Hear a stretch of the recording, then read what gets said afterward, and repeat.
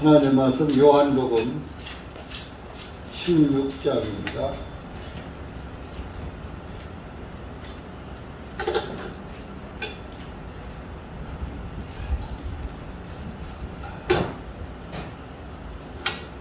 요한복음 16장 16절부터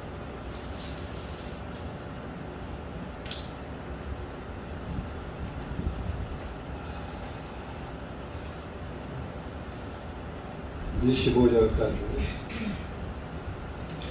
시작. 잠시 후면 너희가 나를 보지 못할 것이요 조금 있으면 너희가 나를 다시 보게 되리니 그 까닭은 내가 아버지께로 가기 때문이라 하시니라. 그때 주님의 제자 중에 몇이 서로 말하되 주님께서 우리에게 말씀하시기를 잠시 후면 너희가 나를 보지 못할 것이요 잠시 후면 너희가 나를 보게 되리라. 이는 내가 아버지께로 가기 때문이라 하신 말씀이 무슨 뜻이냐 하고 그러므로 그들이 말하기를 잠시 후면이라고 주님께서 하신 말씀이 무슨 뜻이냐 우리는 주님께서 무엇을 말씀하시는지 알지 못하겠노라 하니 이제 주님께서 그들이 자신에게 묻고자 하는 것을 아시고 그들에게 말씀하시기를 내가 너희에게 잠시 후면 너희가 나를 보지 못할 것이요 잠시 후면 너희가 나를 다시 보게 되리라 말한 것 서로 묻고 있느냐. 진실로 진실로 내가 너희에게 하나 너희는 울고 아통하겠으나 세상은 기뻐하리라. 너희는 슬퍼하겠으나 너희의 슬픔이 기쁨으로 바뀌리라. 너희가 산구할 때는 그녀의 때가 이르렀기에 근심하나 그녀가 아이를 낳으면 사람이 세상에 태어난 기쁨 때문에 그녀가 그 고통을 더 이상 기뻐하지 아니하는 그러므로 너희가 지금은 근심하리라. 그러나 내가 다시 너희를 보리니 너희 마음이 기뻐할 것이요 아무도 그 기쁨을 너희에게서 빼앗지 못하리라. 그날에는 너희가 너희에게 아무것도 구하지 아니하리라. 진실로 진실로 내가 너희가 아버지께 내 이름으로 무엇이든지 구하면 그분께서 그것을 너희에게 주시리라. 지금까지 너희가 내 이름으로 아무것도 구하지 아니하였으나 구하라 그리하면 너희가 받으리니 너희 기쁨이 충만하리라. 내가 이 일을 내가 너희에게 비유로 말하였노라. 그러나 그때가 오면 내가 너희에게 더 이상 비유로 말하지 아니하고 아버지에 대하여 분명히 보여주리라. 기도하시겠습니다. 은혜의 주님 감사합니다. 오늘도 주님의 은혜와 사랑 가운데 모였습니다. 이런 시간도 말씀을 깨닫게 하시고 말씀이 우리의 마음의 비석에 새겨지게 하시고 다시 한번 우리 주님 바라보고 주님을 볼 수 있는 귀한 시간 되게 하여 주시옵기를 간절히 원하옵니다. 이런 시간도 우리 주님이 우리에게 무엇을 하시는지 그 말씀의 뜻을 깨닫고 주님께 감사하고 기뻐하는 귀한 시간 되게 해 주시옵소서. 예수님의 이름으로 기도하옵나이다. 아멘.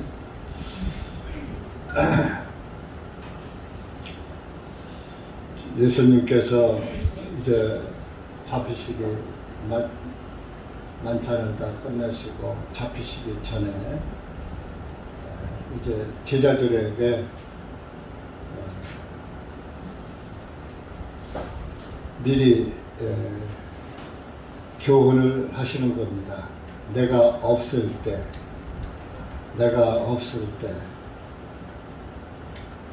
너희들이 또 환난도 당할 것이다. 그러나 그런 그 환난을 이겨라. 내가 마지막 절에 보면 세상을 이겼노라 하시니라. 그러니까 내가 세상을 이겨놨으니까 너희도 어떤 환난이 와도 세상에 지지 말고 이겨라 하는 그런 교훈을 하신 것입니다. 예수님의 제자들은 하나님의 왕국이 땅에서 이루어질 줄로 알았던 거예요. 메시아가 오면 그때 당시는 로마가 통치할 때 아니에요. 그러니까 로마에서 해방돼서 이스라엘 민족이 여기에서 왕이 나서 이스라엘의 새 왕국을 건설할 줄 알고 예수님이 내가 왕이다. 그러니까 예수님이 이 땅에서 예수님 왕국을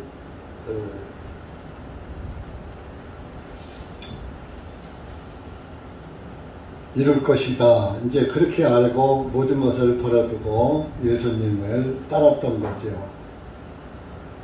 그런데 또 간다고 하니까 내가 잠시 후면 너희들이 나를 보지 못할 것이다. 그런 말씀을 하니까 청천벽력 같으지요.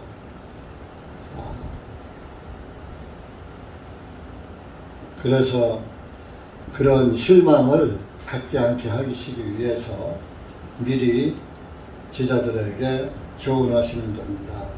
이건 이제 앞에 지난번에서는 위로자를 보낼 것이다, 성령을 보낼 것이다, 그런 말씀도 하셨지만 여기에서는 이제 실제적인 상황을 말씀하시는 거예요.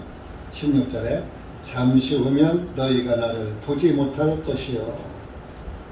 왜 못 보느냐? 예수님이 죽으시니까 못 보죠. 잡혀가다 죽으니까. 그런데 조금 있으면 너희가 나를 다시 보게 되리라. 부활하지 않아요. 3일 후에 부활하시잖아. 그렇게 또 보게 된단 말이야. 부활해서 40일 동안 같이 있잖아요. 그러니까 또 다시 예수님을 보게 되는 거죠. 그 까닭은 내가 아버지께로 가기 때문이라 하시니라. 내가 다른 데 가는 게 아니라 아버지한테 가는 거야. 내가 고난받고 죽어서 너희들의 죄를 하늘 지성소에 뿌리고 다시 내려올 거야. 너희들을 의롭게 할 거야. 해놓을 거야. 이제 그런 말씀을 하시지만은 그들은 알지 못하죠. 그래서 17절에 보면은 그때 주님의 제자 중에 몇 명이 서로 말하기를 주님께서 우리에게 말씀하 잠시 후면 나를 보지 못할 것이요 잠시 후면 너희가 나를 다시 보게 되리니 이는 내가 아버지께로 가기 때문이라 하신 말씀이 도대체 이게 무슨 소리야? 이해가 안 가는 거죠. 예수님이 죽으셨다가 또 그거는 그런 말씀을 했잖아요. 내가 이 성전을 헐라. 이 성전은 자기 몸을 가리켜 성전이라고 그랬죠. 이 성전을 헐라. 그러면 내가 3일 만에 다시 일으키리라. 성전을 헐으면 3일 후에 성전을 다시 짓겠다는 거예요. 그러니까 아이고 이 헤롯 성전 46년 걸려서 지은 성전인데 무슨 3일 만에 네가 짓는다고 하면서 사람들이 비웃은 적이 있죠. 그렇게 예수님이 자기가 죽으시고 부활하실 것을 예언을 해 놓으셨는데도 제자들이 깨닫는 사람이 없었던 거예요. 그래서 반복적인 말씀을 하는 거예요. 잠시만 너희가 나를. 그게 무슨 뜻이지? 이제 제자들이 도대체 이게 무슨 소리야? 18절에도 그러므로 그들이 말하기를 잠시 후면이라고 주님께서 하신 말씀이 무슨 뜻이냐? 우리는 주님께서 무엇을 말씀하시는지 알지 못하겠노라. 도대체 무슨 소리야? 못 본다니. 우리가 주님을 보고서 모든 걸 다 모든 직업을 때려치고 주님을 따라왔는데 무슨 소리냐? 그래서 예수님이 그들이 수군대하는 것을 의심하는 것을 아시고 내가 19절에 내가 너희에게 잠시 후면 너희가 나를 보지 못할 것이요 잠시 후면 너희가 나를 다시 보게 되라고 말한 이것에 관하여 서로 묻고 있느냐 하고 질문을 하였어요. 하면서 이제 말씀을 하는 거예요. 20절에 진실로 진실로 내가 너희에게 말하노니 너희는 울고 애통하겠으나 예수님이 잡혀가고서 죽으니까 애통하지요. 제자들이. 세상은 기뻐하리라. 제사장들과 서기관들은 박수치며 기뻐했지요. 예수님 죽으실 때. 너희는 슬퍼하겠으나 제자들은 예수님의 죽으심을 슬퍼해요.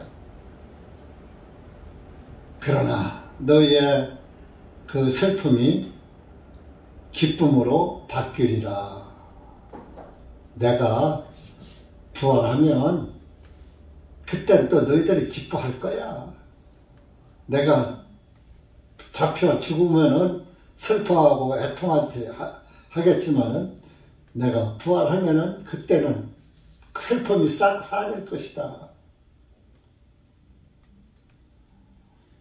그러면서 이제 여기에서 이거는 실례를 들어서 말씀하는 거예요. 이건 비유가 아니라 실례예요. 실례.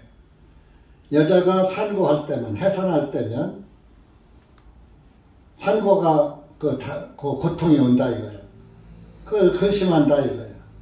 아이고 어떻게 또 그 산통을 겪나. 그런데 그 산통을 겪고 아이를 낳으면 사람이 세상에 태어난 기쁨 때문에 그녀가 그 고통을 더 이상 기억하지 아니하느니라. 해산을 할 때는 해산의 고통이 그렇게 아프고 정말 하늘이 노랗게 고통을 겪었지만은 그 아기를 해산해서 키우다 보면 그 고통이 싹 없어지는 거예요. 그리고 기뻐하는 거예요.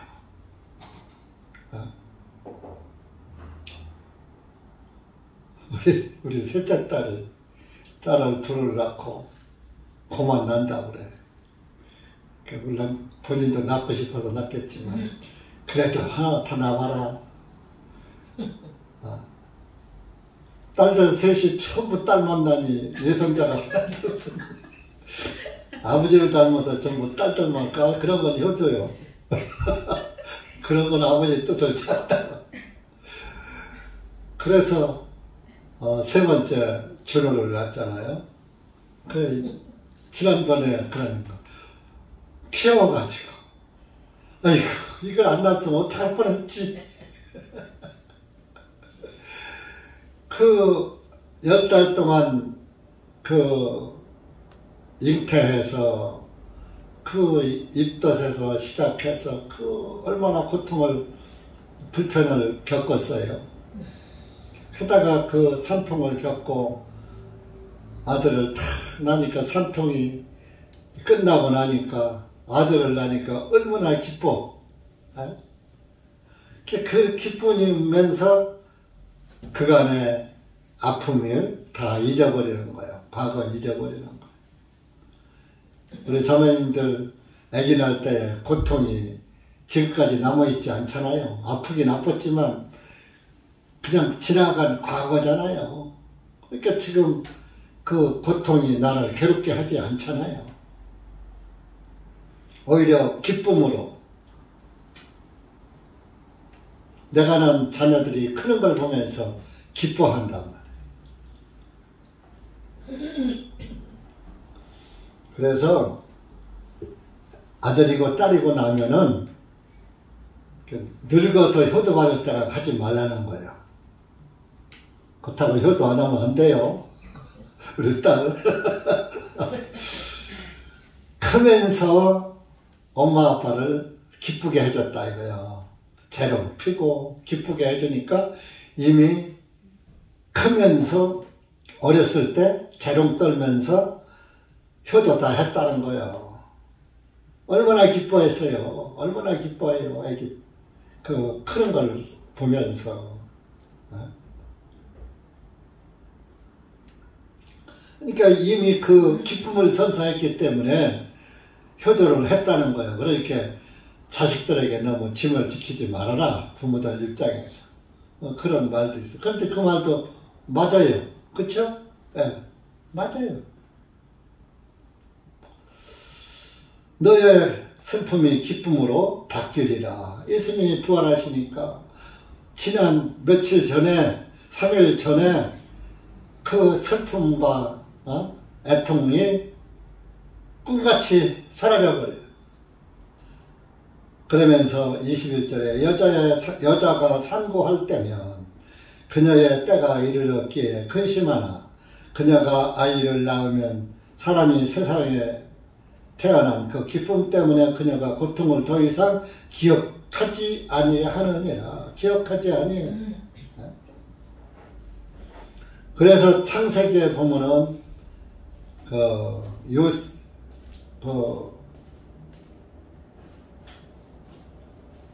므낫세를 낳고 창세기 41장 한번 찾아보세요.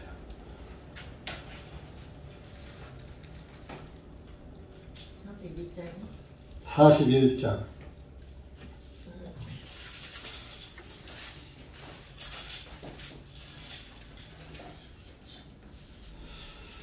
51절입니다.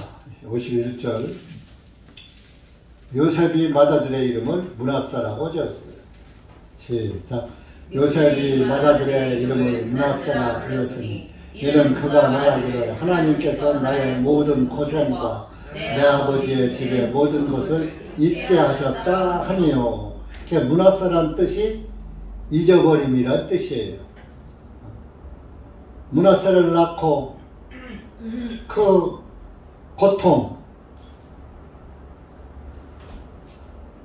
므낫세를 맏아들을 낳기까지의 그 고생, 이런 것이 그냥 아들을 낳는 순간에 이 순간에 싹 없어지는 거예요. 그래서 므낫세라는 뜻은 잊어버림이라는 뜻입니다. 그러니까 참 예수님도 고통을 받으셨지만 골고다 언덕에서 고난을 받으시고 그 엘리 엘리 라마 사박다니 하고 돌아가셨지만은 구원받은 여러분들을 보면서 그 고통이 기쁨으로 사라지는 거예요. 구원받은 성도를 보면서. 그래서 구원받은 성도는 하나님의 자녀잖아요. 아들, 딸이잖아요. 그 부모가 예수님이 죽으시는 것은 산고의 고통입니다. 산고의 고통보다 더 심하죠. 생사를 찢어버리는데. 그런데 그 구원받은 성도들을 보면서 하나님은 그들의 죄를 더 이상 보지 아니하시고 기억하지도 아니하시는 거예요. 그러니까 우리의 죄를 보시지 않으니까 우리를 볼 때마다 어이구 깎고 어이구 어떻게 네가 구원을 받았냐. 그 불신자들 가운데서 어떻게 구원을 받고 내 아들이 됐냐 내 딸이 됐느냐. 여러분들 구원받기가 쉬워요 어려워요? 쉬워요 어려워요? 구원은 쉬운데 그 구원의 문턱을 넘기가 그렇게 어려워요. 알고 보면 너무너무 쉬운데 내 생각에 문지방이 높아가지고 자기 의의 문지방이 높아가지고 그 구원의 문턱을 넘기가 그렇게 어려운 거예요. 그러니까 모든 사람들이 그 문턱, 구원의 문턱을 못 넘는 거예요, 지금. 구원을 받지 못하고서도 구원 받은 줄로 자기 마음으로, 자기 마음을 믿어. 요즘 애들 툭하면 내 맘이야. 누가 뭐래도, 부모가 뭐래도 내 맘이야. 내 맘이래, 내 맘. 버리장머리 없이 다 키워놓으니까 전부 내 맘이야. 우리 클 때는 내 맘이 어딨어. 부모 맘이지. 부모 맘대로지. 학교에서부터 그렇게 가려. 학교에서부터. 부모가 때리면 학대다. 아동 학대다. 그런 거부터 가르쳐. 부모 말을 잘 들어라. 엄마 아빠 말씀을 잘 듣고 효도해야 한다. 이런 걸 안 가르치고 엄마 아빠가 때리는 건 학대다. 누가 때리는 것도 학대다. 하여튼 그래 우리 준우가 그 유치원생이 매를 들으면 아동 학대요, 아동 학대. 주일학교에 와서 내가 가끔 이제 매를 들거든요.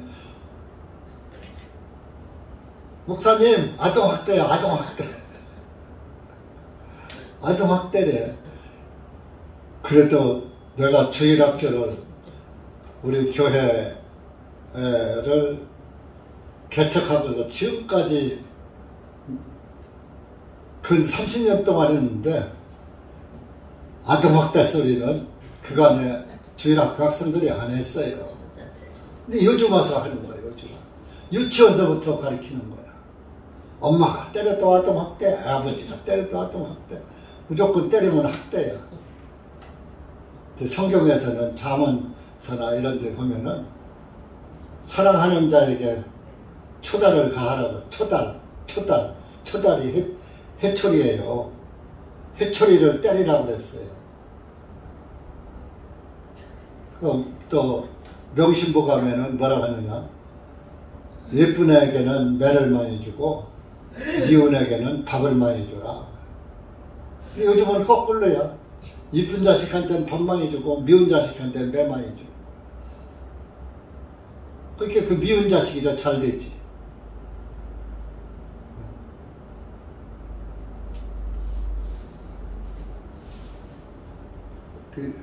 옛날에는 사당에 훈장 선생님이 해처리를 해다가 딱 이렇게 걸어놔요. 못을 2개 갖고 쫙 걸어놔. 거기다 절하라고 그래서 절하라고. 해처리를 맞아야 예의범절을 잘 배운다고. 그게 해처리가 스승이라는 거예요. 스승에게 절하라고.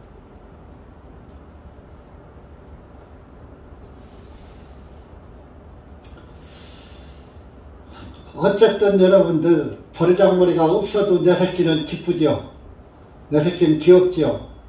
우리 이은자장에도 내가 내 앞에서 그런 얘기 안 했는데 귀에 들리는 소리가 아이고 막내 아들이 그렇게 귀엽대. 말썽은 제일 부리는, 말썽은 제일 많이 부리는. 부모는 다 그런 거예요. 내려사랑이라고 크면 벌써 품 안의 자식이라고 해가지고 내 품을 벗어나서 제 활동 제대로 하면은 그때는 그렇게 귀엽지가 않아.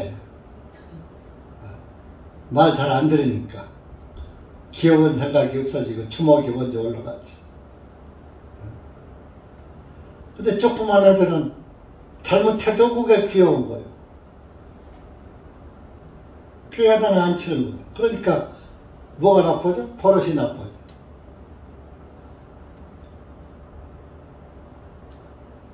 시대가 바뀌었죠. 우리 그때 70년 전하고 현재 시대가 바뀌었기 때문에 무조건 뭐 해초리를 때린다고 되는 건 아니지만은 하여튼 교육이 무너졌어요. 가정교육도 무너지고 학교교육도 무너지고 다 무너져 버렸어요. 그래서 자식을 낳은 기쁨은 안 무너졌어요. 그거는 그쵸. 옛날 어른들이 너도 자식 낳아서 길러봐라. 그러면 그때 내가 부모의 마음을 알 것이다. 그런 얘기를 우리가 또 들은 적이 있습니다.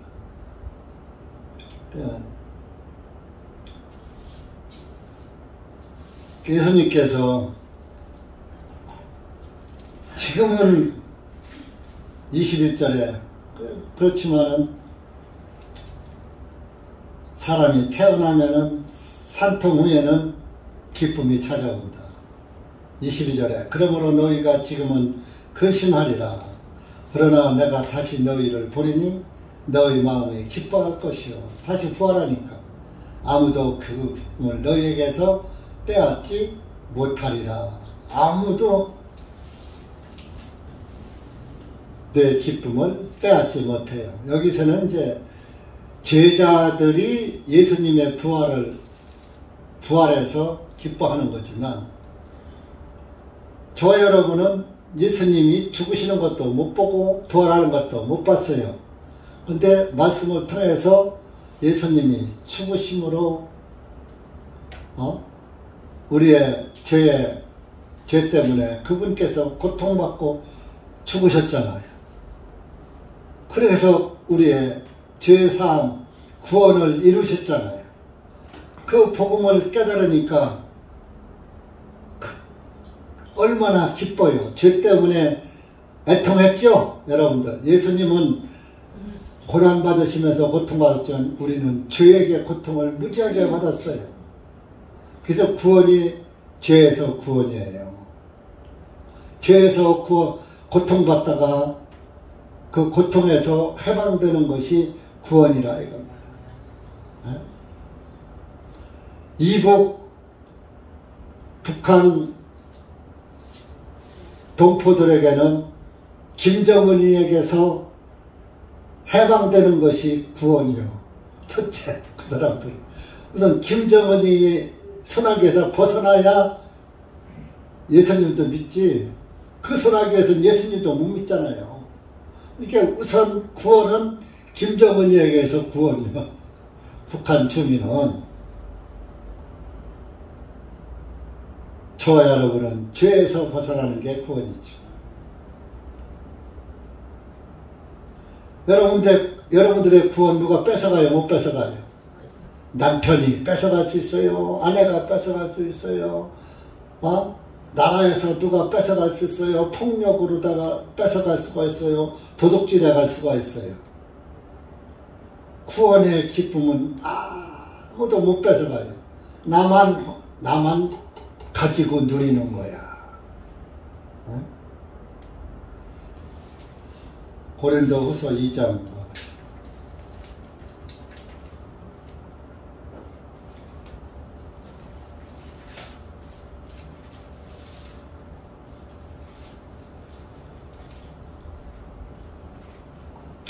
고린도후서 2장 14절. 그러니까 감사하는 거요. 구원받으니까. 기쁘니까 감사하는 거요. 기쁨이 있어야 감사가 나오지. 하나도 기쁘지 않은데 무슨 감사가 나와. 14절부터 어,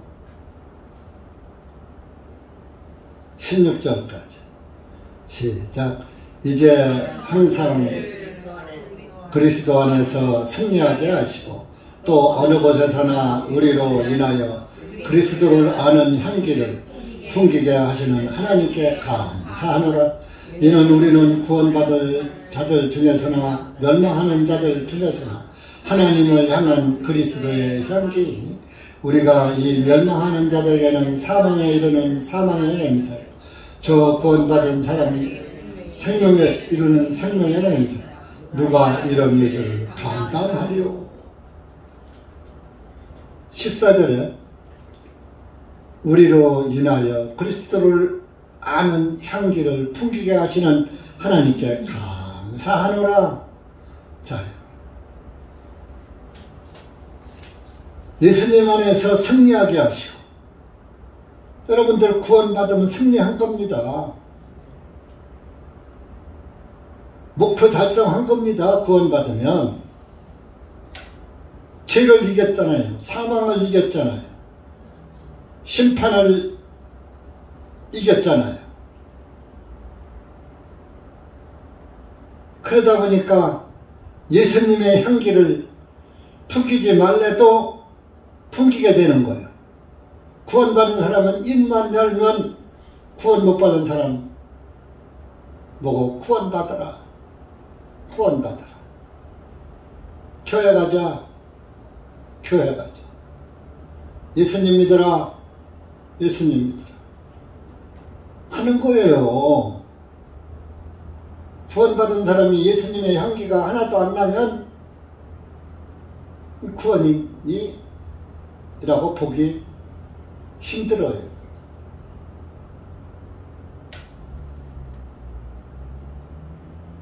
여러분, 생선가게 가서 일하다가 나오면 무슨 냄새가 날까요? 비린내. 생선 냄새 나요. 생선 냄새. 그 옷에서.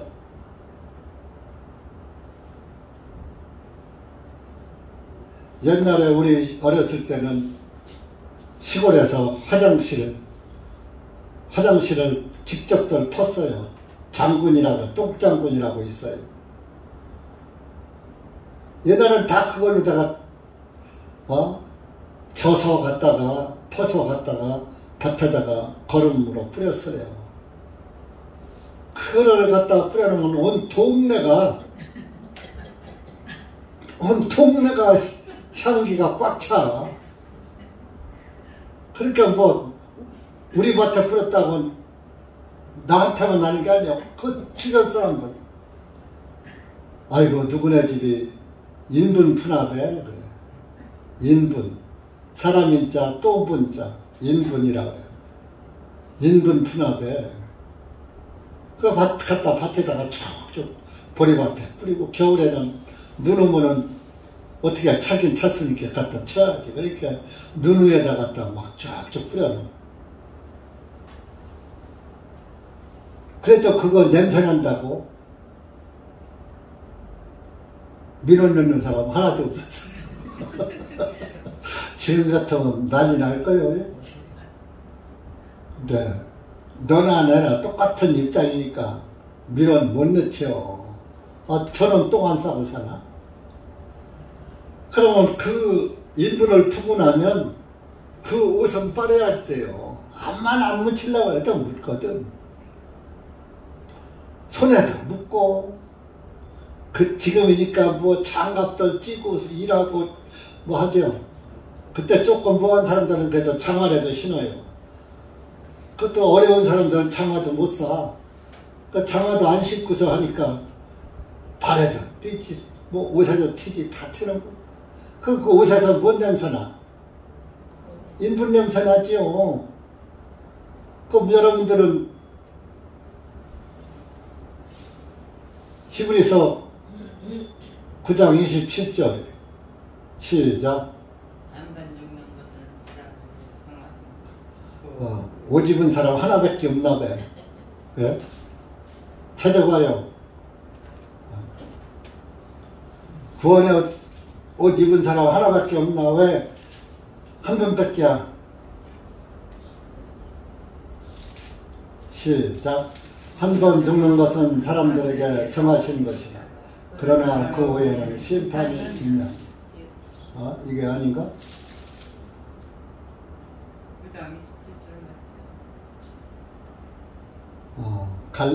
구원의 옷이 뭐지? 갈라디아서 3장. 헷갈렸어 제가.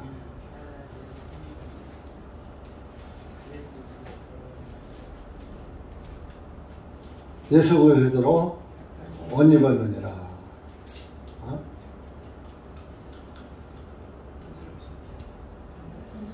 어디에 있지? 23장 3장 27절. 27절. 27절만 맞췄네. 다 틀리고. 3장 27절 시작. 이는 너희 믿을 곧 그리스도 안으로 침례를 받은 자는 다 그리스도로 옷 입었겠답니다. 여러분들, 예수 그리스도로 옷 입었다고 그랬어요. 그러면 구원의 옷을 입은 거예요. 그러면 구원 냄새를 풍기하죠? 예? 예. 구원의 향기를 풍기하는 거요.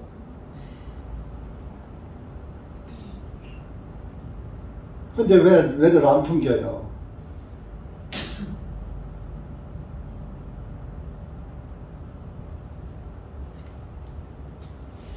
적어도 우리 자기 집안에는 예수님의 냄새를 진하게 풍겨야 할 거 아니에요.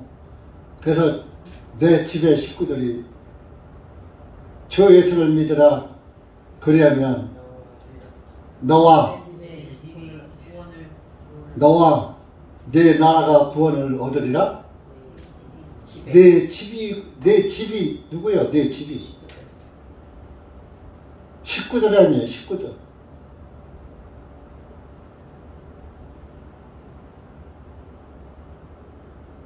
그리고 내 이웃을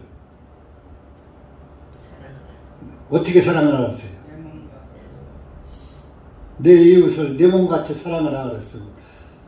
내 이웃을 그 사랑이 뭐요? 무슨 사랑이요? 아가페 사랑이요? 육신 사랑이요? 아가페 사랑 하라는 말이에요. 구원시키라 이거예요. 구원. 내 이웃을 내 몸같이 생각하고 구원을 시키라 이런 얘기. 근데 이웃을 하나도 구원을 전도를 안 해. 아이고 목사님 뻔히 하시면서 왜 그래요? 안 했겠어요? 할 짓 다 해봤는데 안 돼요. 지금 여러분들은 그렇게만 이제 답변을 하시고 포기하고 있는 거예요. 포기. 그래 안 되는 거 알아요. 포기를 말으라고요. 포기. 왜 포기하냐고요. 여러분들 포기하고 있잖아. 전도 안 한 건 아니야. 다 찔러봤어. 근데 손도 안 들어가. 그러니까 이제 포기하고 이제 애다 모르겠다 하고서 안 되는 거예요 지금.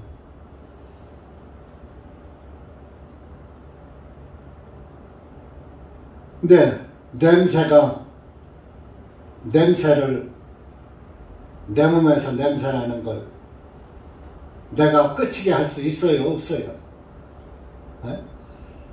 예수님이 우리의 향기면은 내 옷에 그 향수를 진하게 뿌렸어. 살짝 뿌렸으면 살짝 날 것이고 진하게 뿌리면 진동할 것이고. 여러분들이 성령이 충만하면은 향수를 진하게 뿌린 거예요. 예수님의 향수를 진하게 뿌린 거예요. 살짝 뿌린 사람도 있고 진하게 뿌린 사람도 있어요. 살짝 뿌린 사람은 저 코에 만나고 진하게 뿌린 사람은 온 방 안에 집안의 사람이 그 사람 진하게만 하기만 해도 냄새가 나. 어떤 때 엘리베이터에 타보면은 이제 남자들은 뭐 담배 냄새 아니면 이상한 냄새 나요. 근데 여자분들은 화장을 하면서 향수를 뿌렸는지 엘리베이터에 타면은 아주 화장품 냄새가 향긋하게 날 때가 있어요. 사람은 없는데. 그 사람이 탔을 때도 나지만 사람이 없는데 엘리베이터에서 나. 이게 금방 어떤 여인이 내렸나 보다. 금방 알게 되잖아요. 여러분들이 예수님으로 옷 입었고 예수님이 우리의 향기면은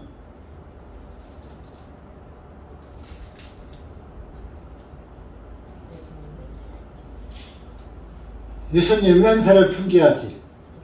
카톡에도 예수님 냄새는 풍기야지 맨 세상 짓거면 카톡으로 보내고 그러면 돼요? 예?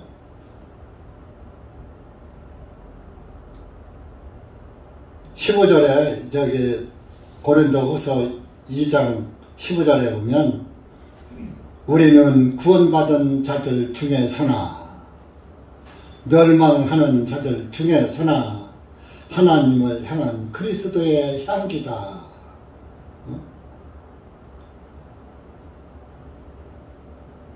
16절에는 생명에 이르는 생명의 냄새라. 누가 이런 일들을 감당하리요? 누가 감당해? 누가? 구원받은 사람이 감당해야지.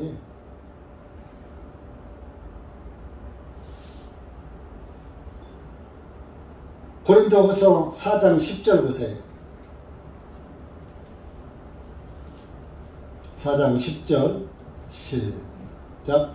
우리가 항상 주 예수님의 죽으심을 몸에 지니고 다니면 예수님의 생명도 우리 몸에 나타나게 하려 함이로다. 예수님의 생명 우리 몸에 나타나게 하려 함이로다. 그런데 예수님의 생명 생자도 나타나지 않고 산다 이거야. 그게 구원이에요? 그래서 사도 바울은 갈라디아서 6장에 나는 예수님의 흔적을 지녔노라 그랬잖아요. 갈라디아서 6장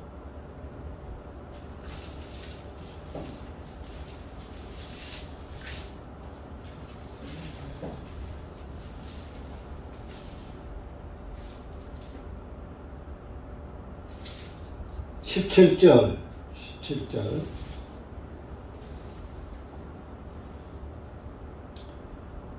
시작. 이제부터는 아무도 나를 괴롭게 하지 말라. 내가 내 몸에 주 예수님의 흔적들을 지니고 있노라. 내가 내 몸에 예수님의 흔적이 뭐요? 흔적. 흔자가 상처 흔자예요. 한자로. 상처. 저게 발자취 적자예요. 발자취. 예수님의 상처의 발자취. 바울은 항상 예수님의 죽으심의 그 발자취를 희생을 헛되게 하면 안 되니까 그 예수님의 희생을 짊어지고 사는 거예요. 예수님은 나를 구원하시기 위해서 피 흘리고 옆구리에 창 맞고 손발에 못 박히고 죽음의 길을 가셨고 하면서 항상 감사하고 그분을 위해서 사는 장가도 안 가고 사는 거예요. 그래서 바울이 그랬잖아요. 내가 개바와 같이 아내를 데리고 다닐 권한이 없겠느냐? 권한이 있어. 나도 장가가서 가족과 함께 살 수 있는 그런 그 권한이 있지만 나 그런 거 다 버렸어. 예수님만 위해서 예수님과 결혼해서 살기로 했어. 그런 얘기. 우리는 사도가 아니고 여러분은 사도가 아니니까 그렇게 사도처럼 살 수는 없어요. 사도 바울에게는 사도 시대에는 하나님께서 강하게 성령으로 역사하셔서 수건만 갖다 얹어놔도 귀신이 나고 병이 낫게 하는 그런 은사를 주셨지만 지금도 그것을 흉내내는 귀신 쫓고 병 고치는 목사들이 있지만 귀신을 쫓고 병은 고치지만은 구원은 못 시키더라 이런 얘기예요.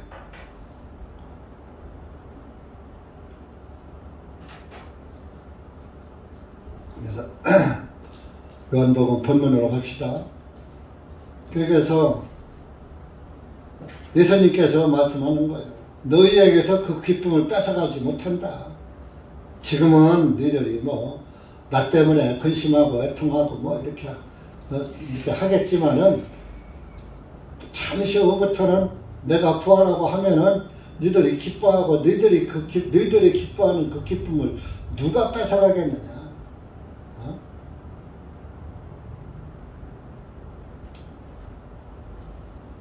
그러면서 그날에는 너희가 아무것도 구하지 아니하리라. 구하지 않아도 내가 너희들에게 줄 것이고, 하나님의 자녀들에게는 구하지 않아도 줘. 또 무엇인지 구하면 그분께서 너희에게 주시리라.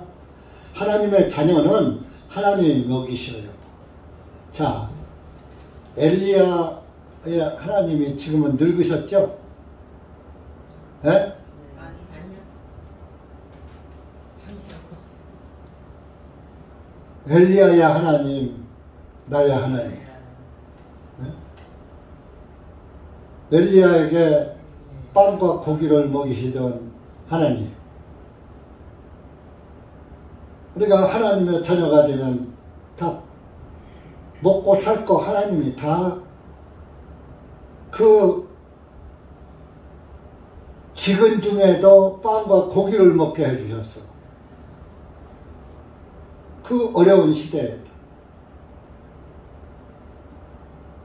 근데 지금 그분이 살아계신 거 믿습니까? 믿어요? 그분이 살아계신 거 진짜 믿어요? 안 믿는 것 같아, 내가. 하나님 안 계셔 하는 사람보다 조금 계셔 하는 것 뿐이지, 하나님이 뭐 내가 무슨 짓을 하더라도 말리지도 않는데 뭐 하나님이 살아계셔? 그러니까 자기 마음대로 하는 사람은 하나님 살아계신 것을 잊어버리고 사는 거예요. 하나님은 살아계시기 때문에 자기 자녀를 책임지시는 거예요.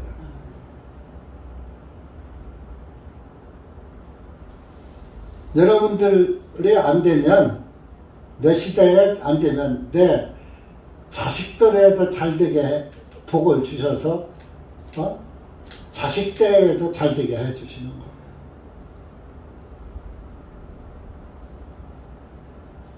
그러니까 우상 숭배한 사람은 자손에 3, 4대까지 저주받고, 하나님을 잘 믿는 사람 1000대까지 복을 받는다고 했잖아. 자손 1000대까지. 하나님 안 믿는 사람은 이래 저래 손해요. 자기도 저주받고 자손에 3, 4대까지 저주받고. 근데 구원받은 사람은 자기도 구원받고 자손들까지 구원받아가지고 1000대에 이르기까지. 1000대는 영원을 의미하는 거예요. 여러분들이 구원을 받아야 자손들에게도 구원의 중요성을 알아서 어떻게 해도, 그저 공부는 시켜야지 되니까 어떻게 해도 뭐 그냥 막 때리고 난리 쳐서라도 그냥 돈을 들여서라도 그냥 막 가르치려고 애를 쓰잖아요. 구원을 그렇게 써봐요. 구원을. 그게 더 자손을 잘되게 하는 거예요. 구원받기.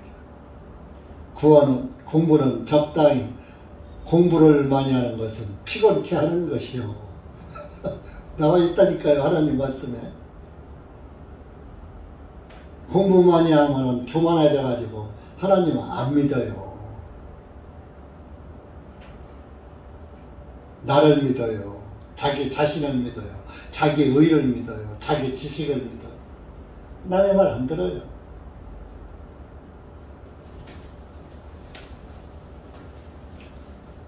(25절) 가봅시다. 본문의 25절.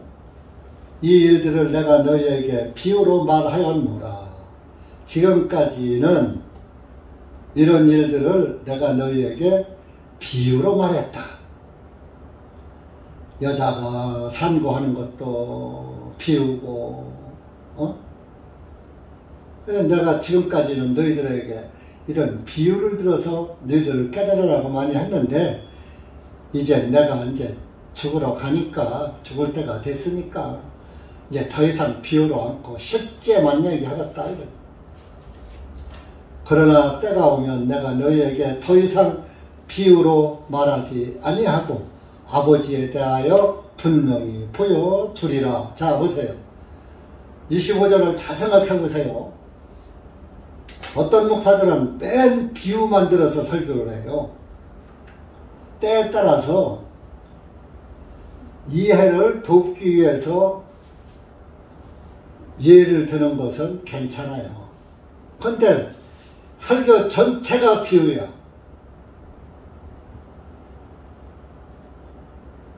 근데 여기는 그렇지만 이제 마태복음에 보면은 예수님께서는 비유가 아니시란 말씀하지 않았다. 그 말씀이 있거든요. 그러니까 나도 예수님도 그렇게 설교했으니까 나도 그렇게 비유로 설교한다. 예수님도 그랬지 않느냐. 자기가 예수야? 왜 예수님 따라가려고 그래?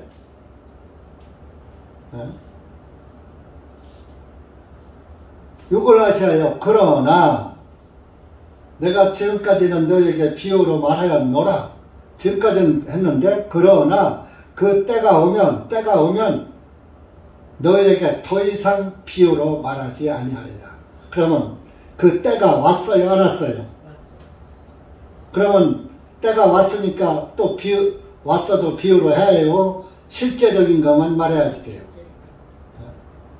그러니까 비유 설교가 옳은 거요, 틀린 거요? 틀린 거예요. 비유 설교는 제 말이요.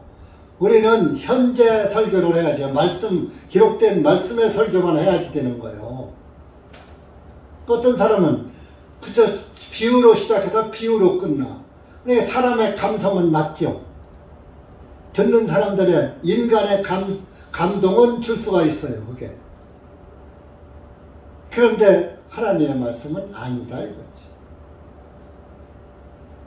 말씀의 자녀는 말씀으로 낳는 거예요. 감동으로 낳는 게 아니에요.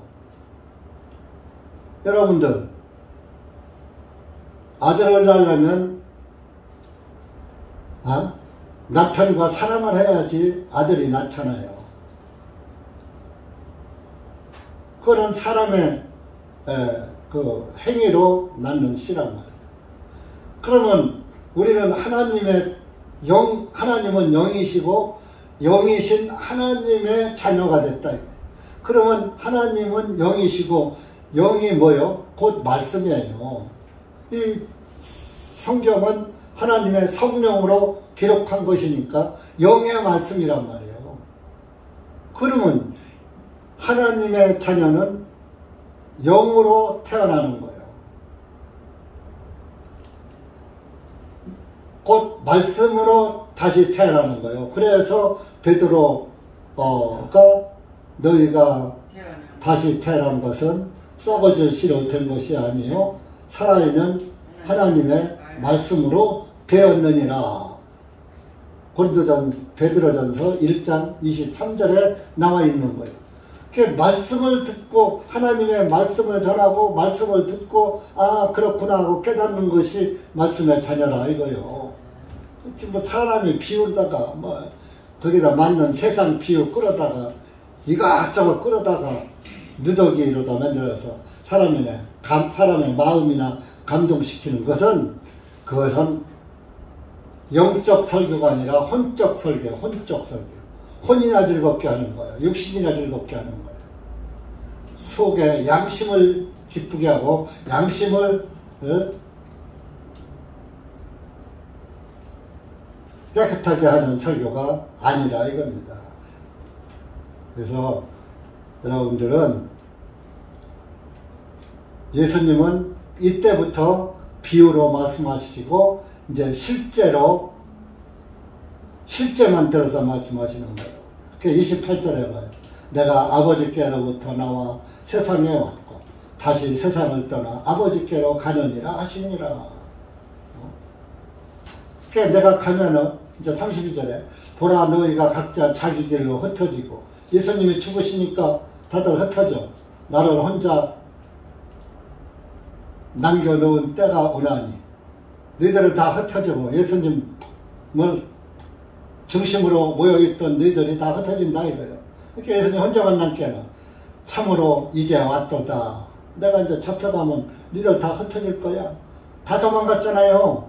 베드로도 예수님 3번씩이나 부인했잖아요. 그게 흩어지는 거지 뭐예요. 그러나 내가 혼자 있지 아니하면 아버지께서 나와 함께 계시기 때문이라.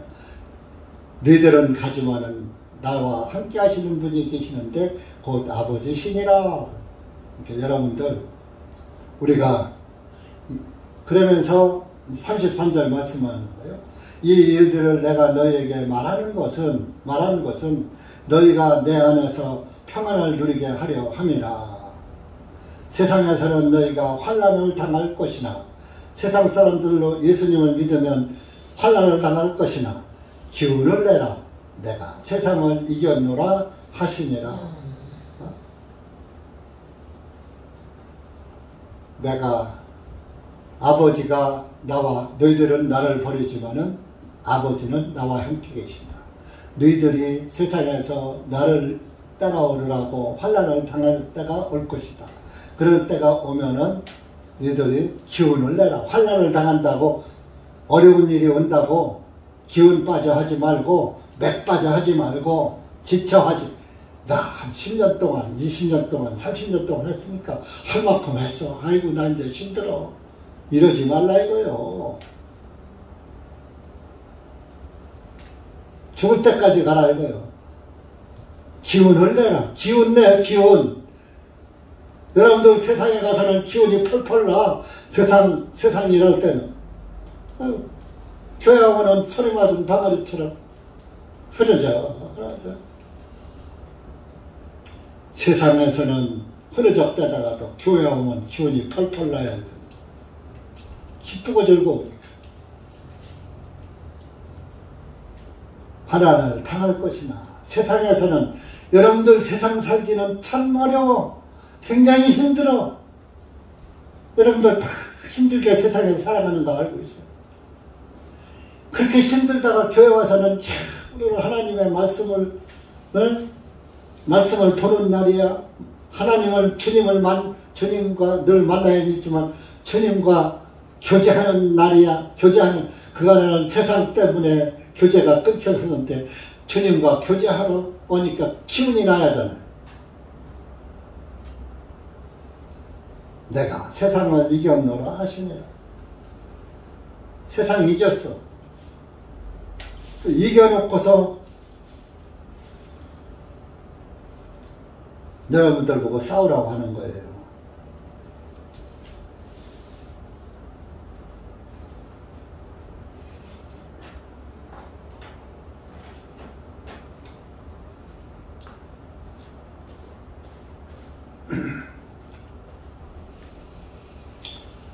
요한복음 12장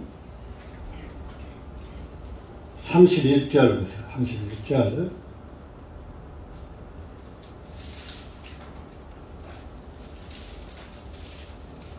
(31절) 33절까지 시작. 이제 이 세상에 심판이 이르렀으니 이제 이 세상의 통치자가 쫓겨나리라. 내가 만일 내가 땅으로부터 틀려지면 모든 사람을 내게로 이끌겠노라 하시니라.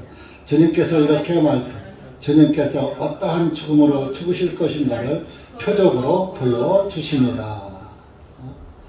세상 심판이 이르렀어. 예수님이 나무에 달려 죽으심으로 죄의 심판이 끝나버린 거예요. 그러니까 죄를 집어넣는 마귀가 이제 세상의 통치자인데 쫓겨날 날이라. 이건 아직 예수님 죽기 전 심판받기 전이니까 쫓겨나지 않았어요. 그래서 쫓겨나리라. 미래사로 내가 땅으로부터 들려지며 나무에 달리면 모든 사람을 내게로 이끌고, 내가 죽으면 모든 사람의 죄를 짊어지고 죽으니까 모든 사람이 다 구원을 받는다.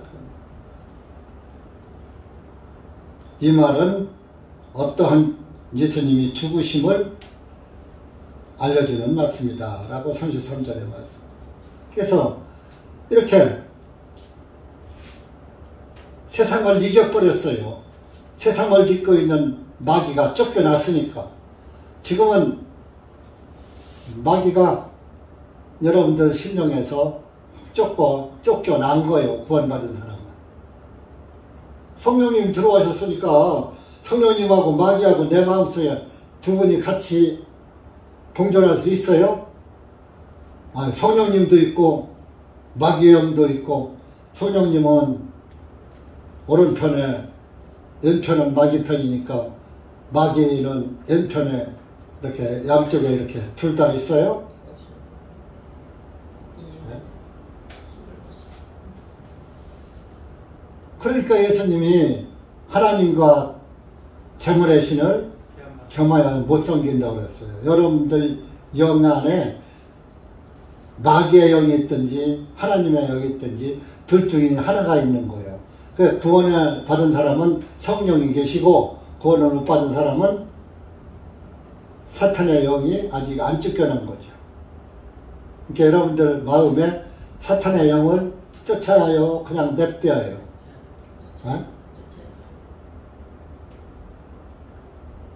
마귀를 쫓아낼 수 있는 분은 누구밖에? 예수님밖에 없어요. 성령님밖에 없어요. 말씀밖에 없어요. 말씀의 하나님밖에 없는 거예요. 그러니까 말씀의 하나님이 내 온 몸을, 좌우가 아니라 온 몸을 다 주관하고 계셔야 돼요. 내 온 몸이 다 예수님의 집이 돼버려야 돼요. 그러니까 너희가 하나님의 성전인 것을 알지 못하느냐 그랬잖아요. 그러니까 여러분들은 구원을 받으면 항상 이긴 자입니다. 그러니까 세상 두려워하지 말아요. 사람 눈치 보지 말아요. 오직 눈치 볼 분은 예수님 눈치만 봐야지 돼요. 하나님 눈치나 보고 살아요. 아이고, 세상 집에서도 남편 눈치 이런저런 세상에 눈치 볼 일이 얼마나 많아. 그거 다 눈치 보지 말고 하나님 눈치만 보고 살아요. 여태까지 세상 눈치 보고 살았잖아요. 우린 이제부터는 세상을 다 점령하신 하나님 눈치만 보면은 세상 것들은 다 도망가 버려요. 네. 기도합시다. 하나님 아버지 감사합니다. 오늘 우리가 요한복음 16장 후반부 말씀을 통해서 다시 한번 우리 주님이 우리와 함께 계시고, 또 세상을 정복하신, 세상을 이기신 우리 주님이 우리와 함께 계신다는 것을 우리가 항상 마음판에 새기고 주님과 동행하는 삶을 살고 있다는 것을 잊지 않고, 정말 항상 주님이 주시는 구원의 기쁨을 항상 누리면서 살아가는 그런 복된 삶을 살 수 있도록 은혜 충만, 성령 충만한 그리스도인이 될 수 있도록 주님 은혜 베풀어 주시옵소서. 간신히 구원받는 것이 아니라 성령 충만한 그리스도인으로서 아버지께 나아가는 그리스도인 자녀가 될 수 있도록 은혜 베풀어 주시옵소서. 예수님의 이름으로 감사하며 기도하옵나이다. 아멘.